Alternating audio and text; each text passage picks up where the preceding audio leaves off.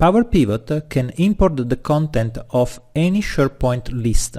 Before starting the import of data in Power Pivot, let's take a look at the content of a SharePoint list. In this example, we have the budget in a SharePoint list that contains a budget value for several countries.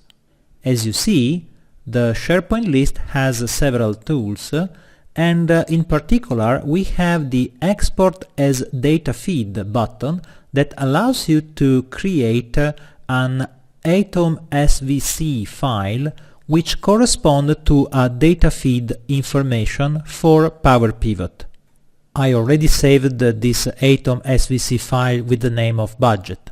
So now I can go in from All Data Data Feed and I can select the atom SVC file that I saved before, the budget atom SVC file. Now you can click Next and you can see the preview of data that you are going to import.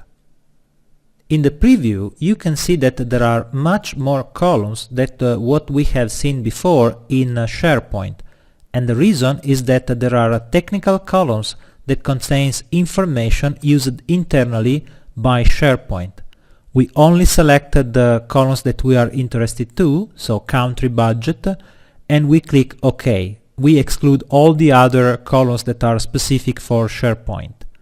We imported the 4 rows and you can see here the content of the data that were stored in the SharePoint list.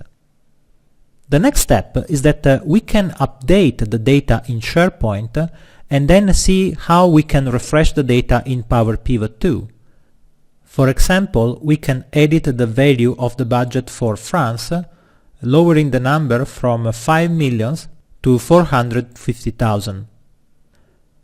At this point, going back to Power Pivot, you can click Refresh and you can see that the content of the table is updated, reflecting the new content that we have in the SharePoint list.